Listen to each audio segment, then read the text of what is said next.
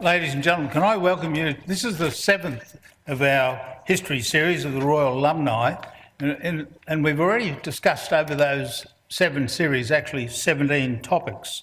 So can I just acknowledge the traditional custodians of this land, the Turrbal Jaguar people, and also pay my respects to elders past, present and emerging.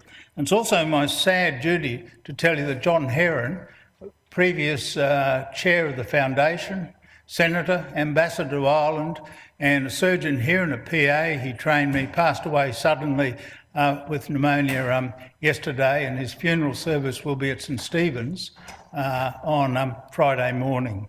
He was a wonderful man and certainly taught me a huge amount of surgery in my time at PA when he was a visiting surgeon there. So now we've got 2 great speakers.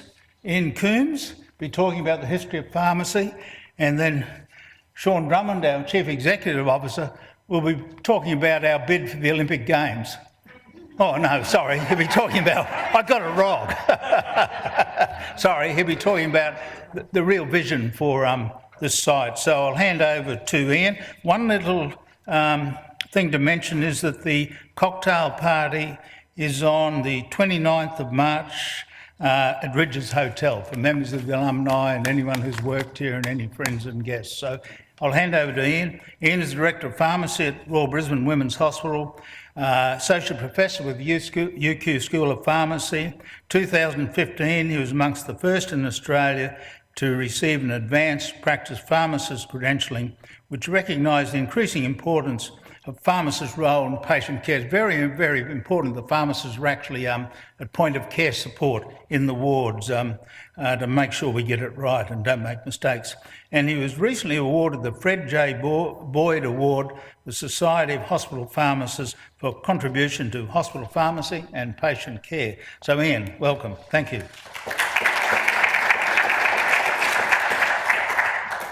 Ladies and gentlemen, Dr. Pollard, thank you very much indeed for inviting me to come and speak to you this evening. Some of you might not wonder if it was such a good idea in 35, 40 minutes time, but I think that we will hopefully go on a little bit of journey. I've been duly told that I've got a very high standard to meet, but I've done a little bit of research, as one does. My history at the Royal Brisbane is 7.5 years since 2011 and 3 months locum as an English backpacker in 1995, where I thought I'd landed on some other planet, having come from sort of a big teaching hospital in Brighton in England. But look, it's been a fantastic and a very sort of quite a cathartic process to actually spend a bit of time looking backwards as to what pharmacy has been doing, as well as what I'm going to do is actually not just do the history, but I'm actually going to sort of compare and contrast with what we do now, and sort of in some ways hopefully segue into Shaun's presentation, looking to the future. I think, as always, we would be foolish not to learn from our lessons from the past, and I think that it's really very humbling to be able to share with you some of the great work that my predecessors at the Royal Brisbane in the pharmacy department have done. And some of them are here tonight, and I will embarrass them during the process of my talk. So a little bit about a history, also just a little bit about the history of sort of chemists and how they came about. The Royal Brisbane Hospital, as some of you probably remember, it was in fact the absolute centre of the state's medicines procurement, purchasing, distribution and supply, and I think my sort of week/day/month/year's responsibilities are a lot. And then you go and I had tea with Gwyneth and Andrew Petrie a week ago, and I just came away exhausted because that was, you know, a huge responsibility, literally running the state's pharmacy. But it's also interesting, and thank you, Cliff, for that nice segue, where perhaps pharmacists had been a sort of slightly more reactive advisor and provider of information to somebody who takes a much higher level of responsibility as a clinician and a provider of pharmaceutical care. So I'm going to sort of do a bit of comparison from where I got a lot of my background, which is the 70s, 80s, which of course is now 40 or 50 years ago, and now. And then for people who have ever followed the Terminator movies, I'll talk about the rise of the machines. So Pharmacy, of course, is not a new profession per se, and it's interesting that I did my training in the oldest school of pharmacy in London, that very pharmacy that was established in 1842, and I also trained within the walls of the City of London in Whitechapel at the London Hospital as an internship, but I wasn't, unfortunately, a member of the Worshipful Society of the Art and Mystery of the Apothecaries, but I think I'd quite like that on my badge on the bottom. I quite, some degree of the art and mystery. Hopefully there's a little bit of pharmaceutical science, and people like John Wrench, who is here, his application of pharmaceutical science was quite phenomenal to the, particularly the intravenous medicines and the procurement of medicines. It's interesting when you do go into the history, and I thank Judith Nissen, who compiled a lovely history of pharmacy education in Queensland, who talked about some early experiences for some of the people who were sort of pioneers in our fine state of Queensland. And you can read that, but Caulfield, who was exploring at the time, not only did Macintosh, and unregistered at the time for pharmacists, provide treatment, but he also allowed him to convalesce in his home. I'm not quite sure for how long, and I don't often take too many of my patients home, take staff home now and again for social events, but not the patients. Maybe we should be thinking of expanding to that. Of course, the reason why pharmacy, like a lot of professions, had to be regulated was there were some experiences not quite so good. Calomel, for those who aren't familiar, is in fact a form of mercury, and quinine as well in large doses, although of course it's good to keep away in my dose of gin and tonic most evenings I like to take, but it's always good for the malaria. Unfortunately, it does have a problem with softening the gums, which is why this gentleman's teeth fell out. So it's important to have a little bit of regulation, and pharmacy, I'll come to some of the education later.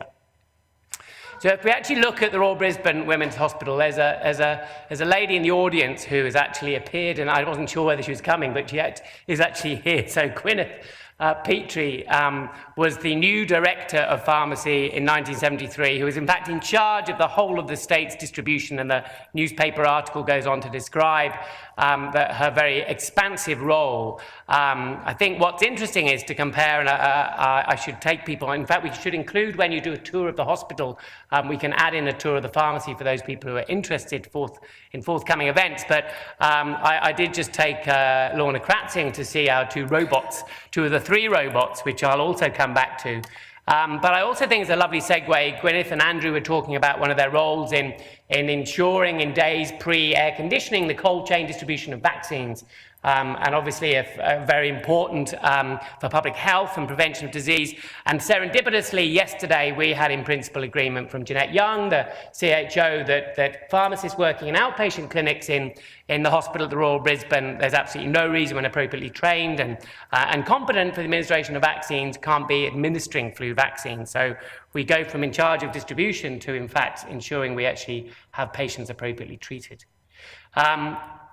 The pharmacy traditionally doesn't quite look like this anymore. It has some of the larger stills are not quite in use for a pharmaceutical process. They're particularly good for homemade wine and beer, but they certainly, in the days when there was, it always amazed me, and my pharmaceutical laboratory at the School of Pharmacy in London looked very much like this. But it's an awful lot of liquids that we used to make. And nowadays, of course, 95% of medicines are given orally in tablets and capsules, but there's a phenomenal amount, and bulk fluids being one of the things that this, what I assume is the more senior gentleman is overseeing the younger trainee pharmacists at the time. This is one of the gentlemen, again, an awful lot of sort of tipping and pouring, as well as manufacturing and preparing of large volumes, again, of an awful lot of liquid pharmacy. And on the right is actually the pharmacy, one of the hospitals in St. Vincent's in Sydney, where they have emergency department pharmacists. We at the Royal now have pharmacists in our emergency department from 7 till 11 at night, 7 days a week, working, including in acute trauma, acute poisoning, as well as identifying and reviewing medicines on admission. So the roles have changed a little bit. The underpinning, of course, of what we do is very much the same. Medicines are highly regulated. We've also always had a lot of guidelines. I managed to find in my in my office, as part of this, an actual 1882 addendum to the British Pharmacopoeia, which I think I need to get restored, and I'm not quite sure whether we go to the museum or we go somewhere else, but it's probably worth the bob, actually, Shaun. But I think that leaving it in my charge isn't a good idea. But it is interesting that this is actually the companion to the British Pharmacopoeia, which was sort of, or has been used for many years and seen as the real sort of key guide for the preparation and dispensing and prescribing in case as well of pharmaceuticals. This is actually a guide which is interesting to compare strengths with those of the United States' other form of pharmacopoeias. It's interesting that this chap was a chemist in ordinary to the Prince of Wales, late president of the PharmSoc and the member of the British Pharmacopoeia, but also involved in St. Petersburg and Austria. So clearly a well-travelled chap. But we were very also innovative in that Brisbane Hospital, and the Royal Brisbane Hospital was one of the first people to have its own pharmacopoeia. So it has still set of guidelines, which was then also, of course, moved into the LAM, or the Standard Drug List, and the limited list of available medicines as it is now. But it's also interesting who could use it. So back in 1948, when the first drug committee met in Brisbane, it was actually said that only those hospitals that had pharmacists, qualified pharmacists, could they use the larger expansive pharmacopoeia, and the smaller sites that didn't have qualified pharmacists had to use the distilled down. I'm not sure, there seem to be so many poisons and medicines, all in Latin, which I would profess never to understand what they are. I'm sure we could kill many people with anything out of those books. But another major support is actually the provision of structured medicine information. It's lovely to see Helen Trenry here today, and Monique, who was also one of the admin people who helped set up the Medicines Information Centre. It was back in 1981 that it was set up, and supporting medicines information to the state again, so everything coming out of the Royal Brisbane, and topics, if you can't read that, such as adverse drug reactions, drug interactions, pharmacokinetic data. It's really interesting that currently we're reviewing our ability to optimize and give advice on drug levels of anti-epileptics, as well as clozapine, lithium, and other drugs which we consistently are having to optimize for improved patient care. But the QDIC was obviously set up by Treasure Maguire and Julie Stokes, and Helen's really taken it on from there, which is fantastic. This is a slide which I've gratefully acknowledged Andrew Petrie, and it's interesting to show the growth of pharmacy from the first sort of colonial pharmacopoeia, and I'll go into that in a little bit depth, back in 1824. This takes us up to 2000. The central drugstore, which was both here on the Hurston site and is now, of course, moved out to South Brisbane, the standard drug list, and having the advisory committee as well. And a lot of this was driven very much by the innovation and the drive of the leading pharmacists at the Royal Brisbane. This is just a visual recognition of the blue column is the chemical entities, and the red is the actual number of items. And you can just see the growth, particularly, this is the big pharma growth here between 1960, 400 chemical entities, went up to 550 with over 1,700 products.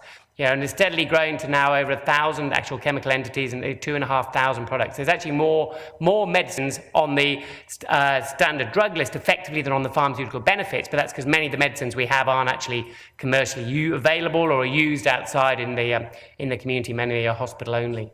But it's huge growth. So these are the 17 preparations that in 1824 people reordered back to England to be sent out on another ship. So you'd really want to be pretty clever on your stock management and work out what the wind pattern was so that your ship was going to come in on time and you're not going to run out of stock. I'd like to sort of take this back to my procurement pharmacists and get them to work it out, how on earth they get this, let alone what we're going to use out of it.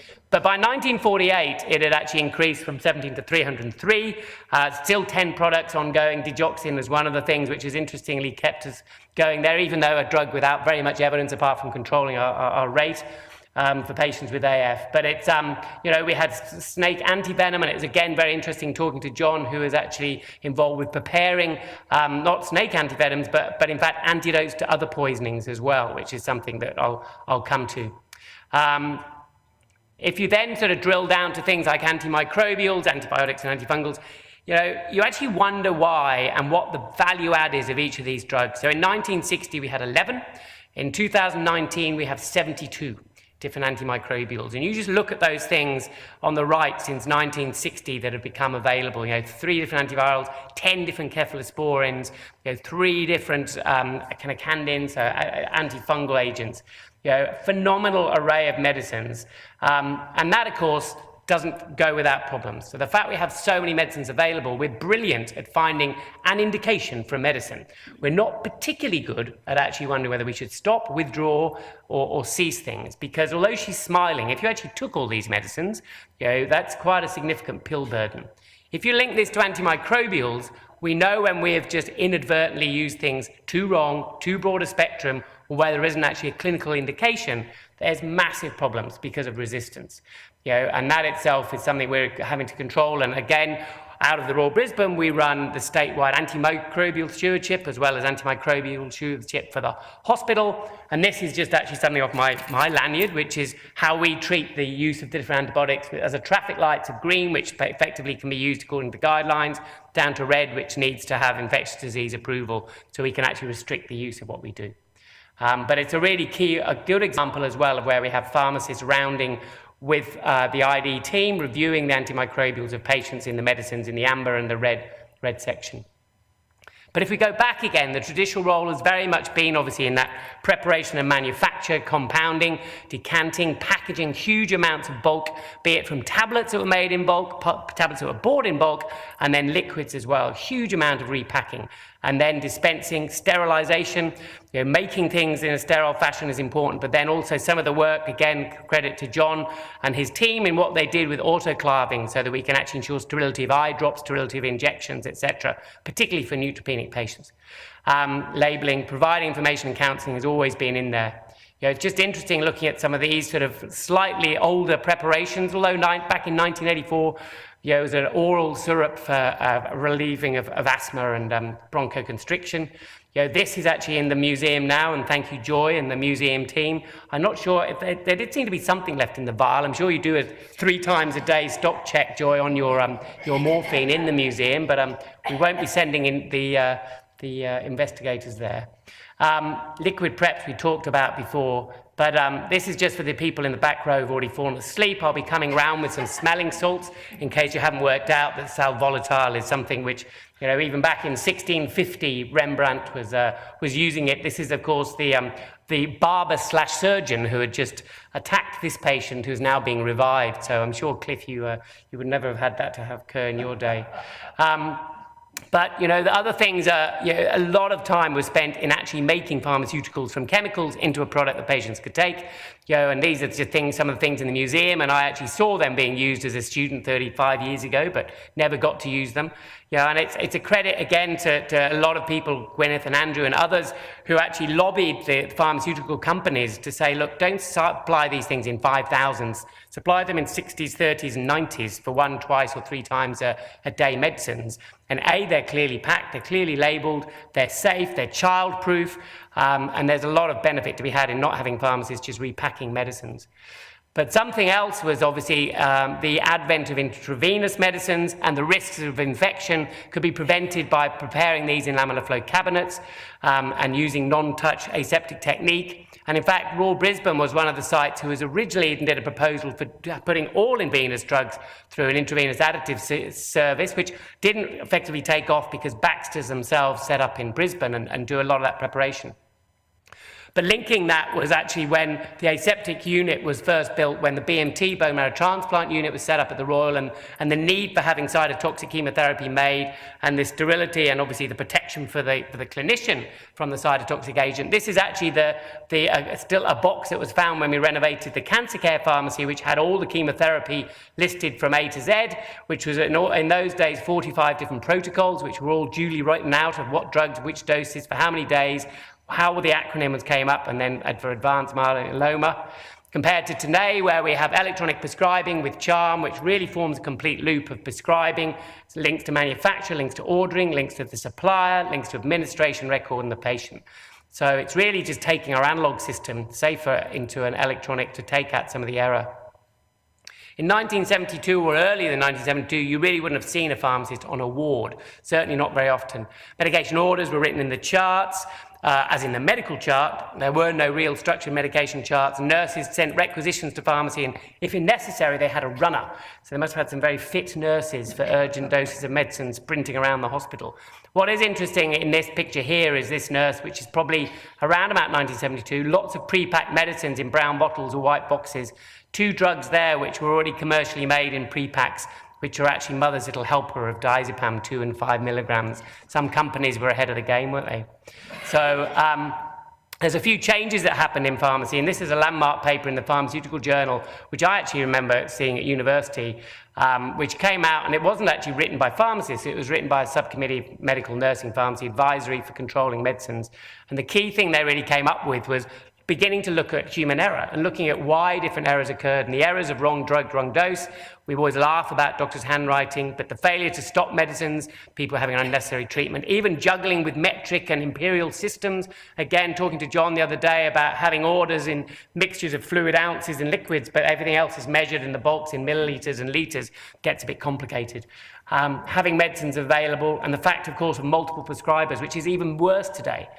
Huge problem for us.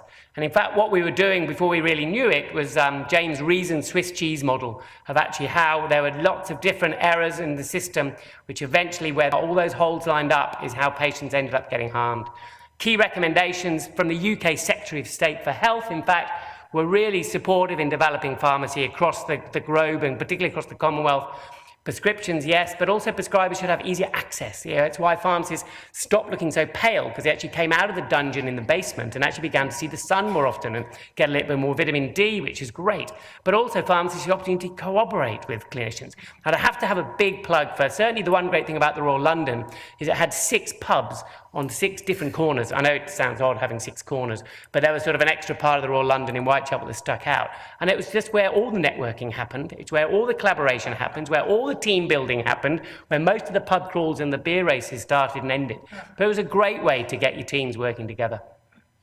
And of course, working closely with our nurses as well and controlling medicines. But it is really exciting, because when you actually go back into the literature in Australia and you look at where a number of the changes came, a lot of them happened here. And talking to Andrew and Gwyneth the other day about when they piloted, having come back from the UK, piloted ward-based pharmacy at the Royal Children's initially, providing information, unit of issue dispensing, which is way ahead of the game. A lot of other countries have done that, but they've done it at the detriment of not having pharmacists working with doctors and patients to optimise meds. You can distribute every medicine in a unit dose, but if it's the wrong drug for the wrong patient, they're not going to get better. By 1976, there were ward pharmacists who were involved with the impress and the stock, but are also beginning to input to consultant ward rounds and providing information and teaching for medical and nursing staff as well. This is a picture of the first strong room at the Royal Brisbane. What you'll notice is all of these shelves are empty. And there, effectively, we worked out there's really only 5 different products. There was morphine, there was omnipom, there was pethidine, and there was prolidine suppositories. And there might have been a few different strengths of those, but that was effectively it. We've now got 91 different controlled drug products.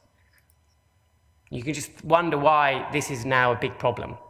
And Australia is right up there when you look at the daily prescription of opioids per million people. And this is 2-year-old data. That's a problem.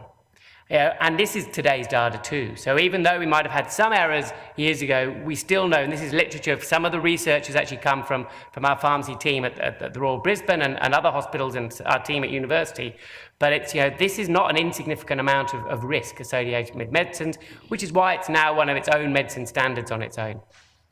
But nice things that have also happened is the advent of having pharmacists working closely on the wards, and this is Neil Farquharson, who's on one of the wards at the Children's Hospital. And that we've also now we have moved on from having clinical pharmacists going to the wards. We actually have pharmacists in pre-surgical assessments, in the emergency, on post-take admissions ward rounds. And it's nice to see Dr. Karatzi, one of the first people I went on around 7 years ago. Cyber rounds, we have multidisciplinary team meetings. The registrar and the pharmacist in surgery do an early morning round to do discharge planning. And in the medical round, they do an afternoon round to work out all the discharges for the next day. And it's all about collaboration and teamwork and working together, but particularly around discharge, reconciliation, counselling and liaison. Huge association with people not knowing which medicines to take and bouncing back to hospital. And we've got pharmacists working in 22 different clinics across the campus of Royal Brisbane and outside. But again, I did mention the Terminator, and it really is nice to be able to say, and something I probably never thought I would see is the amount of automation. There's electronic prescribing and decision support, which of course GPs have used for a long time, but we now have pretty well across the whole of Caboolture, and we'll be introducing across the campus at the Royal Brisbane, so that you've actually got a drug and a dose, all pre-formed, clearly ordered for the nurse to administer. We've also linked it with the labs. It's mobile. It's on you can take it to the end of the bed. You can take it back to the treatment room with you. But for administration, we also now have these PICSA systems, which are automated medication distribution across the emergency departments, soon to be across the operating theatres, across the whole of Metro North as well as the Royal. The idea being that the nurses can only select the medicines that are prescribed. You barcode scan the actual medication, and the medications come out. When you select them, they come out in a much greater reduction in opportunity for selection of the wrong product. And you can effectively keep all of your medicines governed, which is both a good and a bad thing for access, but in today's times, it's also good to be able to trace and audit things. From a dispensing process, unfortunately this picture got cut off, but these couple of pharmacists are actually writing the labels of the medicines on the little seed packets that they used to put the medicines into. That slightly changed, and you can see why this lady's smiling, because she's actually got a computer. Because when I was a locum here in '95, I was somewhat surprised that we just had an electronic typewriter, and people were excited about that. We didn't have computerized generation of labels. But that's one half of my robot now. That'll actually put away the entire impress tonight between about 5 and 7 o'clock in the evening. It'll do a stock take in about 2.5 minutes, and it'll pick ward stock in about 20 minutes for a whole ward. We move on. Certainly our input to discharges and outpatients has changed dramatically. I was just doing a few figures. We only on average dispense 500 items for 300 different prescriptions in a week. By reckoning, Gwyneth, I understand that certainly in outpatients, you used to have days of over 200 prescriptions at the Royal Brisbane, when everybody used to come back. There was no PBS, patients, everything was free, and you'd have 10 pharmacists dispensing solidly flat out from 8 till 10 o'clock at night in outpatient dispensing. You've got to wonder whether that's the best value for our pharmacy staff. But patients came back every month. 3 to 5 hour waits were totally normal. Patients only paid for the first 4 items until about 2012. And then we got computerized prescribing. The pharmaceutical benefits and iPharmacy came in. And now that's greatly reduced. And in fact, when I got here, we were doing over 1,000 prescriptions, and we now do about 500 outpatients, which really has been a big way to help people go back to be managing their primary care as well. But it's, we've still got to keep our eye on the game. The most critical reason for why pharmacists are here is to protect the patient. And this happened, and it's a shame Amanda's not here, because Amanda Dines was the medical super, or the deputy medical super, and came in to see me. I don't think I'd only met her once before, and she came in with a set of notes and dropped it on my table and said, "Ian, aren't pharmacists supposed to pick up drug interactions? Isn't that a barn door thing of what you do?" And this was a case of a very unfortunate, lady who'd come in for an elective procedure who had been prescribed in these days, it was actually the case was 2011, she'd been prescribed voriconazole, a new azole type antifungal, and the process was that one pharmacist dispensed, another one checked it, we counselled the lady, she knew exactly what to take. Unfortunately, what we didn't do is we didn't actually ask to reconcile what medicines she was on before. And azoles, for those people who remember their kinetics and dynamics, is a very powerful inhibitor of 3A4. And simvastatin, of course, is cleared, and she came in with what was thought to be a stroke. It wasn't. It was severe simvastatin toxicity, and she elected not to go to intensive care unit, and she passed away. And doing the open disclosure, as I did with the consultant who looked after the patient and the medical superintendent, that made me think we can do better here. We can seriously do a lot more to help prevent these things happening. And that's what makes me get out of bed in the morning, is the benefit to patient care that we can make. And the one big thing they want us to do is how do we make somebody else prevent them happening again, and could we share it? So the actual family asked us to write it up, and hence we published it in Australian Prescriber. Pharmacy education has been an interesting stop-start process in Queensland. Whilst the first school of pharmacy in London had kicked off in 1850, and I went there a couple of years later, but over here, we just sort of corralled a few chemists and druggists in 1860. They then had a Pharmacy Act, And it was UQ actually had proposals as early as 1910 to set up a pharmacy course, which didn't actually start at UQ until 1960. And it is interesting, I shouldn't laugh, but in 1932, pharmacy training in Queensland was deemed to be the lowest level in the empire. I hope none of those pharmacy graduates are here tonight, but there was clearly a slight problem with our process, which I think we've done an awful lot better from since then. And it is, it's fantastic to have sort of been part of UQ for about the last 18, 19 years that I've been here, sort of both from undergrad teaching and postgrad teaching and doing my PhD and then supervising many others doing PhDs. But of course, we now have 4 schools of pharmacy. So we've got JCU up north, we've got QUT and Griffiths as well as sites of learning. But also I was very fascinated about 2 o'clock in the morning yesterday when I was finishing my research to discover the School of Pharmacy nearly came here. And I didn't quite work out what flicked it back to going to be on campus with the PA, but in 1992, St Lucia was deemed to be cramped, and there was a Commonwealth report saying that it was recommending that pharmacists, as per medicine and nursing, have their post-university training in hospital and having a pharmacy school on the campus. And big credit to my predecessor, Karen Allen, who had lobbied Professor Effney that with one of the best pharmacy services, we should have had the pharmacy school here, but somehow it slipped through our grasp. That's one thing we can't claim for being the Royal. But it's still grown. As a department, this is 1977. There was a big change afoot when the Royal Brisbane sort of separated the children's and Royal Women's and then Central Pharmacy. And then that grew, and then in the last sort of 8 years, and thanks to the executive who are here today for their support and the clinicians who've supported our growth both in pharmacies and in assistants to allow us to provide extended pharmacy services. We've got a big focus on education and training and development, and we have structured, this is the mock ward up in the Skills Development Centre. We, for the Royal, train all the pharmacy interns, and thanks to Gemma, who's here, one of our pharmacy educators. But this year we've actually split the ward. We've got half the ward digital and half the ward analogue. So all the pharmacy interns with doctors and nurses as well are going through their training. But it's very much part of a structured foundation, residence, advanced, and then training. I think it's also important to recognise people who've been recognised elsewhere, and I'll acknowledge Gwyneth and the Order of Australia medal, but also it's lovely to see Ron Burns, who was Gwyneth's successor here, got the William Harris Award. Geraldine Moses worked here as a junior pharmacist. Chris McLean. John Wrench, who's here, in fact, wearing his Evans medal.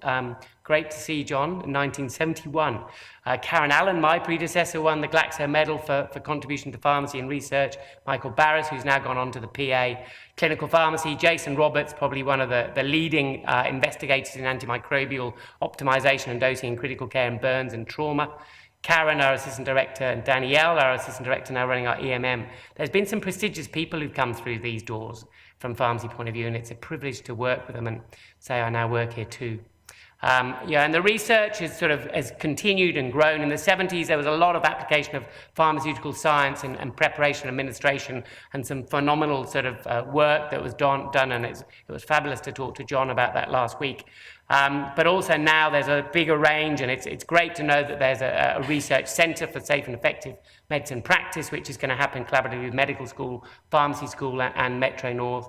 And last year we had 60 papers. Jason does account for a large amount of them because he's got a massive research team. But we are actually sort of holding our own by bringing up 50% of it ourselves. But also what's been very cathartic, just as I come to close, is that a number of people, and Paul's about to join our collaboration in Sri Lanka, and Gemma's it's really lovely you're both here, because we've now been working with Sri Lanka for 10 years, where they are almost in the 70s. They have a very dispensary-focused pharmacy course. They've just got a bee farm off the ground in the last 8-9 years, and we've actually had a greenfield site to be able to show that if you put clinical pharmacists in part of the team, they collaborate, they optimise medicines on discharge, you significantly prevent people coming back to hospital, which the WHO bulletin published just early this year. So it's a fabulous opportunity for us to go and help other people who we can use our retrospectoscope for once, which you don't always get to do. So there's many people to thank, particularly Gwyneth and Andrew and John and other people who are listed there, current and past members. But it has been a pleasure, and you can read this because you'll be able to go out and have another sample of that afterwards. I'll go back to that slide if that helps. So somebody's taking a picture. But I do like that, and you can read that. Joy caught me a graph because I was trying to work out what Mohs Health Elixir was, and should I know, is it an acronym for some pharmaceutical chemical? But if you can't actually read the bottom bit, It's actually wine made in Australia, and a dosage for pre-ball parties, post-ball hangovers, and in emergency to be given intravenously. So hopefully that was sterile and autoclaved by you, John. Thank you. So any questions for Ian? Brilliant. We'll stay here. So any questions for Ian? Already there are people in the audience who know a lot more than me. Now, do you remember when we used to make the intravenous feeding ourselves? Yep. We used to put alcohol in it. Remember that? Yeah, the wine there prompted me. But they used to have alcohol put in it. But yeah, and then, of course, the off-the-shelf models came. But when I was at PA, we actually made the intravenous feeding ourselves. We did. And tailored it with the electrolytes to every patient. Absolutely. Yep. One of the big, there's been so many programs here. One of the big developments that we run out of this hospital is the statewide antimicrobial advisory group that provide for all those antibiotics that Shaun in the red. You can get the expert advice from an ID physician here associated with the pharmacy group, and that's just brilliant. That pharmacopoeia from the early 1900s is quite interesting. Yes. There was a doctor here, Foxton, in 1910, who served on the Western Front. Recently, his family gave his belongings from World War I to the Mark Sersfield Museum.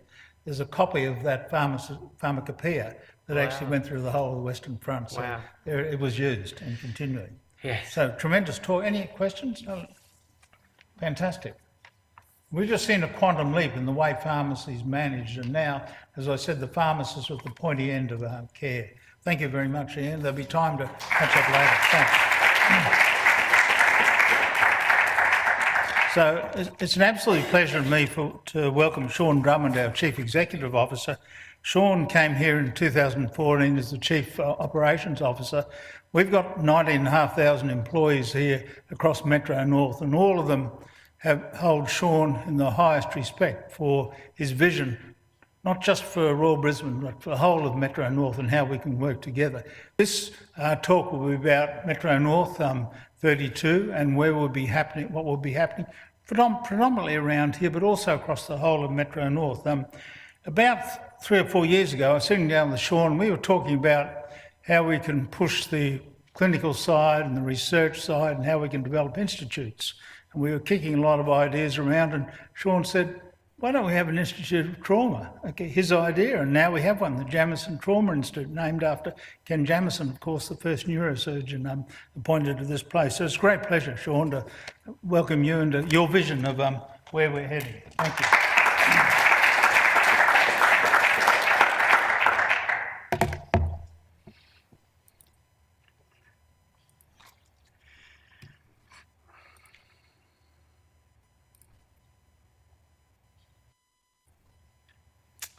Normally I'm a walker and talker, so I'm going to, and I'm pretty sure you should be able to hear me out the back. Won't be able if you can't. I've got a loud enough voice somewhere. So thank you for the opportunity to talk this evening. I'm very proud to work with Metro North. This year we're going to see about 3.2 million patients across our network. Of those, got over 250,000 inpatients, and about 50,000 come from outside Metro North. So we have a huge impact and footprint into providing the care for all of Queensland. Some challenges. It's a bit mind-boggling when we actually look at MN32 and what our projections are for the future. In 2032, and the department agrees with our projections, we will have 32,000 staff. Our budget will be $6 billion. It's just shy of 3 now. And we'll have ballpark 4,000 beds across the network. Now that will also include community substitutes, some of them will be hospital beds. And MN32 is our footprint around setting what will be our history in 2032 and what are we actually going to do over that time. And Hurston is a key component, obviously, of the future for Metro North. I'm actually going to talk about the things that are actually happening here at Hurston. If you ever had the chance, go into MN32, it's rich in information. And it's something that we're constantly updating. So the first two things that I want to talk about is infrastructure. So obviously we're in construction on the Royal Children's site for the Surgical Treatment and Rehabilitation Service. That'll be 170 beds, 7 theatres, 3 endoscopy suites. So it'll cover a wide range of surgical services that we're in fact pulling across all of the hospitals from Metro North. It will have a highly specialised rehabilitation service.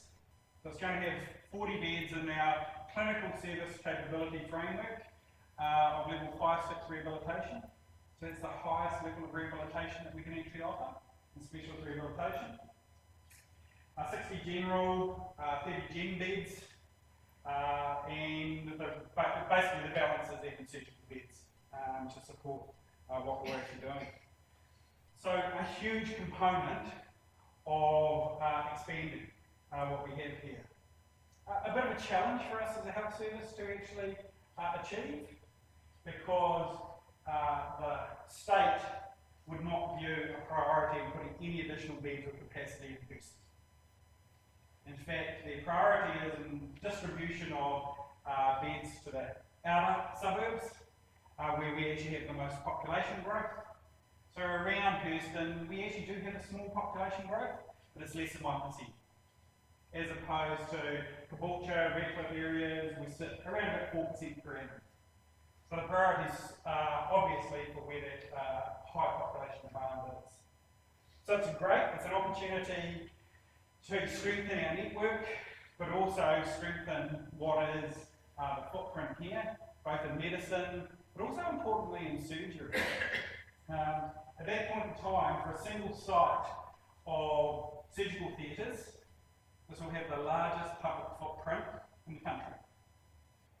So at the moment, we sort of about 1st April, we throw 7 more theatres in on that base, and in fact it's actually a larger surgical footprint than any other adult campus. The second part of that is we get a proposition before government right now for a comprehensive cancer centre.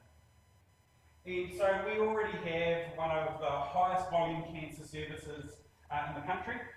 We provide about 160,000 treatments a year through our cancer service, the largest bone marrow transplant service in the country. And what we want to be able to do is to take that to the next evolution. And the first component of that is the introduction of proton therapy, radiation therapy, in addition to the traditional photon therapy that we actually do. Interesting fact that I learned is we actually went to this business case, first site in country for radiation therapy. So, protons, huge clinical advantage. A lot of debate around what conditions that we should actually use, but phenomenal change in the residual radiation dose that we will actually leave the patient with in treating them. So obviously something that we really want to actually be able to advance, particularly as we fly more, you go to ED and get some form of imaging pretty much every time you go. It's really important that we actually worry around how do we actually reduce the burden of radiation on people. And we're actually seeing so many presentations of second primary cancers today completely unrelated to their first primary cancer. Because our success rates in treating people are so high that they're living long enough, they get an unrelated secondary cancer. Also in there is the whole issue around cellular therapies. So there's 2 significant sites for cellular therapies in the country at the moment. It's here in Westmead. Westmead has a better virus vector program. We have a stronger T-cell, or CAR T-cell. So you might have seen recently the Federal Minister of Health promoting that we actually need to invest more in Australia. We have the strongest program in the country. That's a partnership with QIMR. Scary numbers. Only research protocols at the moment, $400,000 for patients. If through this centre and through our partnership with QIMR, we believe that we can bring down the price of the vectors, which is the really expensive part, to It's all imported and manufactured in Germany. About $40,000. So quite comparable then to what we would actually spend on somebody actually going through a course of radiation therapy. Really important to actually be able to take that. It would be a 100-bed expansion on the campus. So along with STARS and the Comprehensive Cancer Centre, we're talking about adding about 270 public beds to here, which is a huge footprint. Huge footprint. Two other clinical service developments that we're actually looking at is the introduction of a breast cancer institute here at Thurston. So integrating those components that we actually have that are not integrated that well currently. From a surgical side to a breast screening to all of the other work that we actually do in this space. And we want to bring those threads together around offering the patient a far better and seamless and supportive journey. Public IVF. So, you may be able to tell from my accent, one of the things that New Zealand does is that anybody is entitled to a limited amount of publicly free IVF. And if we actually have a look at what is the burden and how much it is costing families with regards to their desire to have children, maybe $7,500 to $10,000 a course. We're actually seeing that burden on younger families, mortgaging their homes, to actually be able to get that opportunity to have children. We think it's something that we should actually be considering around how do we actually make that accessible to low-income families. It's one of the duties that we can actually pick up. There isn't a public service inside Australia at this point in time. There used to be one in Sydney, taken over by the university. Prices have slowly risen since then. But it is something that we actually have a desire to say there's an opportunity that we should actually be providing for our community in this space. Partnerships. The big one about 2 years ago, we announced that we're actually going to do a biofabrication partnership with QUT and industry. Leading his application into pharmacy. So, biofabrication, what is it? It was a huge range of things. From on the simple end, the ability to actually print a prosthetic that we actually put into a patient. We spend $140 million a year on prosthetics and clinical consumables inside New Zealand. And most of those are imported from the Northern Hemisphere, and we pay twice as much, even excluding costs of shipping, than what you actually do in the Northern Hemisphere for the same prosthetic or consumable.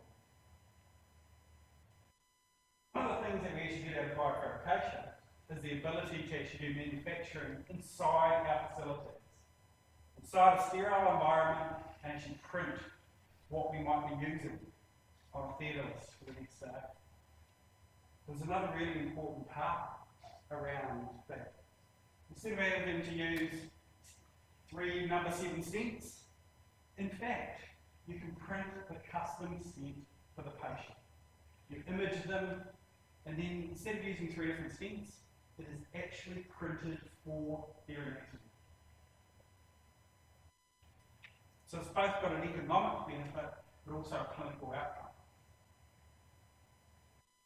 To pharmacy as an example, the ability to print biofilms that actually have embedded drugs in them, that you can actually then apply to a patient, and then effectively is the mechanism for actually releasing that appropriately over time. I don't actually need to take the pill every day. The biofilm is able to be manufactured so that it will release it at appropriate time intervals. Doubt that we're going to be 3D printing the pills, it's just not worth it. Quite possible though. Quite possible.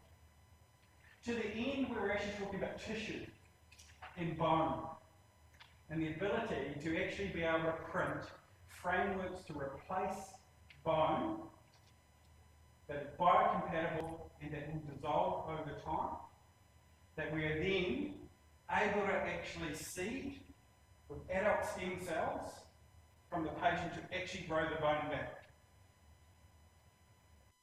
They're the framework to actually shape what we will actually grow, and then their own cells to actually replace that bone. It's not necessarily very elegant with what it replaces it, but absolutely something.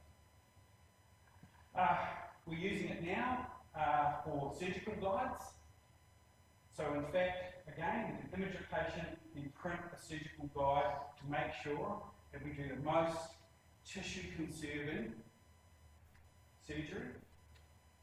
And it maps facts the traditional prosthodontist who is actually hand manufacturing with a jaw replacement, the ability to actually print appropriate materials. Genetics Institute, so based here out of Hurston, Genetics Health Queensland. So we run the state genetics service. If we actually have a look at what the demand and the evolution that's actually occurring on that, we can roughly expect that the demand for these services in the next 10 years will be 500 to 600% of what they are today. Every year, new panels are being developed to allow us to guide what's the pathway for care for individuals. So we have, for biofabrication, 2 floors set aside in Block 7. We're going to clear out all the administration over time. We've slowly been doing that and actually return that to a scientific and clinical block, which is what it was originally built for. It's got great bones. Genetics, we've actually preserved 2 floors. We've put the first half of the floor of moving Genetics South Queensland in. On the other side of that floor, we're actually going to move our specialty genetic clinics in, so they can actually start working together. So at the moment, we'll have cardiology genetic clinics, we will have nephrology genetic clinics, we'll have endocrine genetics clinics, and they're all dotted all over the place, and they don't work together on what are the opportunities. So we're actually going to place them together to allow them to actually research, advance, and translate those opportunities together. Biobanking. In fact, it's very recently been in the media around the opportunities for research and the need to actually be able to access tissue and information about tissues to actually be able to research and advance that program. So we've already put in a submission in partnering with Queensland Pathology into a regional infrastructure grant to actually build a state biobank here. They would in fact draw samples from all over southeast Queensland for patients to actually then be able to be accessed by our clinician scientists and our researchers inside the organisation. At the moment, there's something like 45 different biobanks inside Queensland Health just across Brisbane. We have these little patchy ones everywhere that actually suffer from constant funding pressure on whether you can actually maintain them, quality issues around the accreditation, and by actually centralising that, we can actually get away from the lack of sustainability of the many small parts of the system.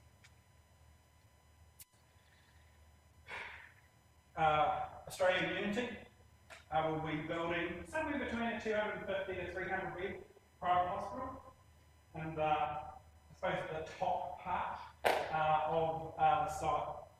Now what that actually provides us is a fantastic opportunity to actually integrate both in practice but also in care a private partner, whether it's simply that our staff that are actually in private practice are actually going to practice on the same site, and the benefit that actually brings to patients inside both hospitals, to the opportunity to actually do shared research, shared workforce development, actually have teaching over both facilities. Huge opportunity for us. When we actually think about the surgical footprint that they're going to put in, we're probably sitting high 40s for theatres here at Hurston. If you think about how many surgical operations that will actually represent, good benchmark, 1,000 for every theatre. More than 40,000 surgeries a year being performed here inside this precinct. Cross River Rail will finally have the Eka station open all the year, rather than for 1 week a year. So Cross River Rail, of course, is going to connect Brisbane much better. So we already have the busway here, but the ability to actually get train station actually landing here is great, both for public access, but also the opportunity that actually brings with other partners that we're actually trying to bring to the site and the flows of public transport. I have to say, we actually have unmatched access to an international airport by having that tunnel. And you'd be surprised how industry actually considers somebody who can, at a major hospital campus, jump in a tunnel and be at the airport within 10 minutes. That's actually a really favourable attribute. And so things like this around our infrastructure and our transport network, they'll build a bridge over the road. We're already in discussion with Queensland Treasury Court around where we actually want that. So that it'll actually be, instead of those lights on the corner of Noma, you see our staff swarming over them in the mornings. We'll actually have a safe way of crossing the road. Great. And probably have a cover as well, so you won't get rained on. One of the really pleasing things that we've had confirmation at the end of last week. So CSIRO has the Centre for Australian E-Health here. It's about 75 people. They have committed to growing that team and here to 150 to 200 people. And it will be their major centre and their focus of activities in e-health here at Hurston. And the opportunity that actually brings us as a health service and as a hospital is huge. Partnering with such a reputable organisation in that space is just a fantastic opportunity for us. Health High, thanks to Amanda. So we put a pitch into education to, sorry, my pitch, into education to say, we believe that there's an opportunity to actually run at a high school level strong clinical programs to allow people to prepare for the opportunity to go to university in clinical and scientific fields. And we've stuck our hand up, Amanda heads to the Royal, and we've stuck up our hand up for Metro North to say that if the state wants to create a health high, we will be their clinical partner to actually deliver that. Medical 61. So we are sponsoring with state development the business case around creating a entity, what structure, it might be a company, it might be entity associated with a health service, to be able to do prototyping and building prototyping in the medical technology space for innovators and inventors inside of Queensland. So if you come up with an idea around saying, I think this device can work, and it will have this impact, Medical 61 will be able to produce it to the appropriate TGA standards and all of the other forms of accreditation to allow us to trial technology in Queensland. A huge amount of biotechnology actually comes out of Australia. But what happens is that we actually sell it at the point that we actually have the great idea. The majority of our intellectual property is sold very early on in the journey, where it in fact has low commercial value if you haven't been able to prototype it, but you've got a great idea, and a Northern Hemisphere company will buy that, they'll spend the money on prototyping, and then they make the huge windfalls of once you've actually got something successfully proven, what that intellectual property is worth. Medical 61 will be a vehicle for the state and for the country to allow that development, going through the developmental and the testing phase, beyond the brilliant idea, to build a better biotech industry inside Queensland. We can't rely on tourism and mining, particularly with deep flooding, to actually support our economy. Our economy needs to be a science-based economy. And a lot of these are essential elements to try and develop a huge scientific footprint around Houston. Alongside that, the state development saying if we took half a floor in Block 7 and put in Medical 61, then the other side would actually like to build space to actually put in incubators in the health science area. And that's one of the things that we actually have very poor space and access for opportunities for startups to have a go and to actually be able to partner with other reputable organisations. The last bit, MN32, that's got a lot about our research strategy. Congratulations to the Royal Brisbane. So we've got 25 fellowships for 5 years that we will support early researchers to be able to develop a sustainable funded footprint for research going forward. Where in the first 3 years, we will pay their full salary. It does not come out of a clinical department. And then for year 4 and 5, we will pay 40% of their salary. We're introducing them at 5 a year. The first 5 all were successful from Royal Brisbane. So that's a great credit to what is the opportunity here. To put that in perspective, Queensland Health has 5 for the state. And it's not 100%. We've done great partnerships with our universities and with QIMR to actually match support for those fellowships, to actually put postdoc students with them, fellows, to actually support what they will actually do. In the next week, there'll be an announcement on a range of collaborative grants that is also under our research strategy. Royal Brisbane got 3 of those.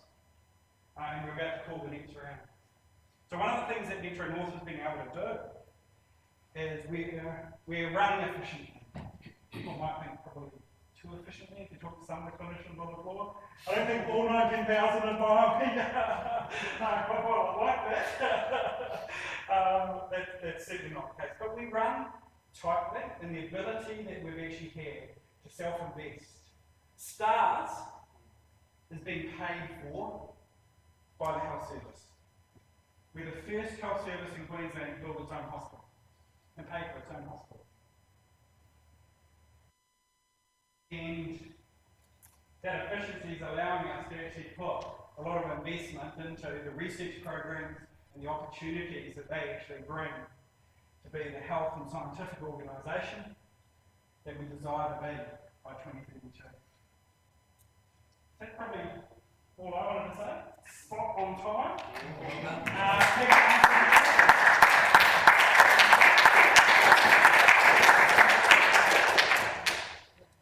So tremendous vision. So questions?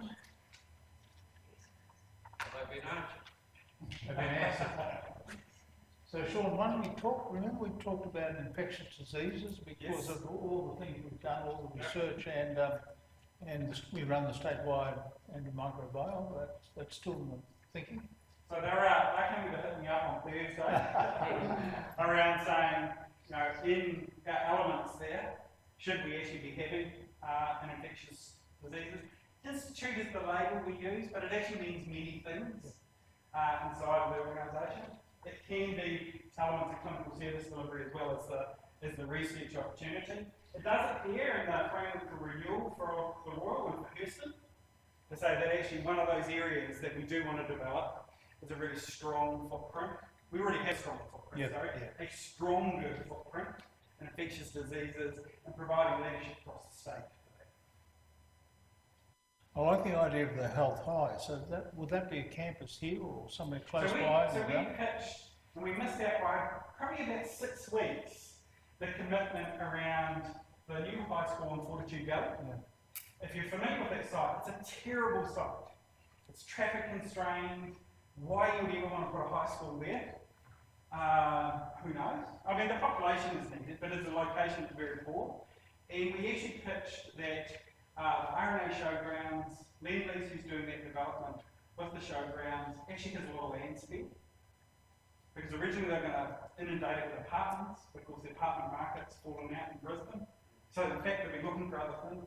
So we did a pitch to say, don't build a school in Fortitude Valley in a horrible location, build one here, and our clinicians will walk across the road and support it. So we're still pitching that. They're still interested. I think some of the things that's actually really helping us is our program around Deadly Start and our school-based trainees that we've been doing. So we're actually now at 170 high school students that are doing Cert 3s with us as a health service as of this year, 32 Indigenous school-based trainees. Because we're actually showing such a footprint into the pre-university education, they actually see us as a really optimal partner because of our commitment at that level. That's something that actually appears in MN32, we've said. In fact, by 2025, we've said we want 400 to 500 school-based trainees across Metro North. And not just in the clinical disciplines. In talking to education, some of the things we found is they said, we can't get IT school-based traineeships. We said, okay, well, we employ 200 IT people, so we'll create a program and put 10 into our IT area. And so we've got such a huge scientific, clinical, but also corporate infrastructure to actually be able to support that. So Health High is something that Amanda and I are exceptionally passionate about. It's seeing a great thing with the youth of Queensland. Because does high school prepare you for university? I don't think it does very well. But we can actually do better, and we'll find somebody in the education sector who want to partner with us on that. That's great. The CSIRO Australian Centre for E-Health, they're already doing a lot with us, particularly with us and also with across the road, Queensland Health there. And a lot's happening in the trauma data warehouse. They're heavily involved in that development right now. The other thing we're partnering with CSIRO is that we will be testing that they have circulating cell-free DNA for traumatic brain injury, a way of picking out. And CT may be normal, but circulating cell-free DNA can give you some idea of the impact of the injury. And we're about to launch a research program here that CSIRO hopefully will fund it, but we have the clinical involvement with CSIRO as well as in the e-health space, so that's a tremendous link for us.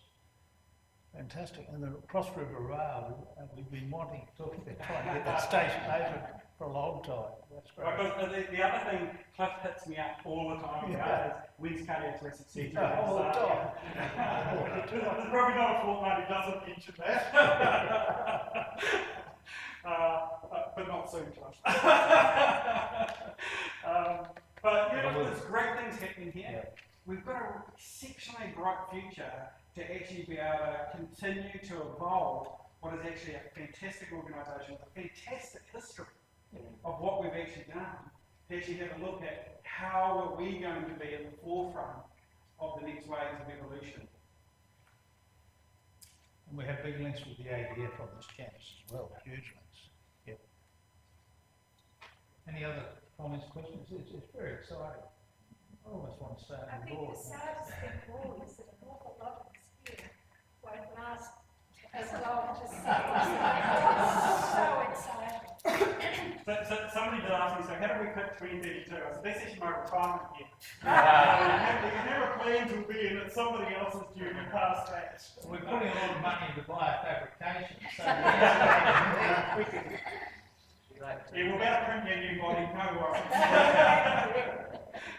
That's just fantastic, and already now we're getting a lot of savings there, and the Max Fax guys have a tailor-made plate that they don't have to bend and fill it in the operating room as we did for years, as many of you know. They have a tailor-made, it just goes in, it saves an enormous amount of time in surgery. Absolutely. In fact, we're adjusting manually with the patient while they're in theatre, the ability to actually do that imaging and print the perfect fit, or almost perfect fit, before we even wheel them in. Oh, fantastic. Any other questions? The surgical treatment and rehabilitation service, tremendous name. When this came to the board, I thought it should be called surgical care and rehabilitation service, which would be short of scars, but no one didn't get that up. So any final questions for Shaun? Shaun, a great presentation. You're doing a fantastic job as Chief Executive Officer. Thank you very much.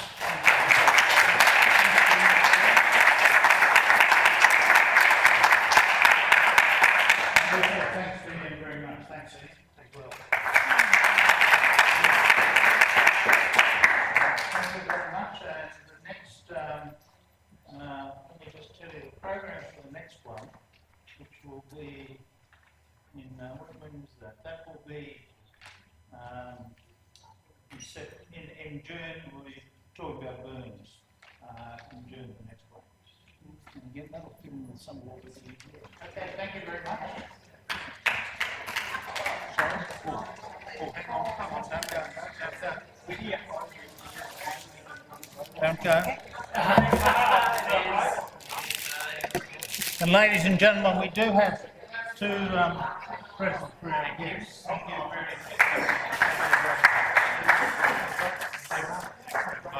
Thank you.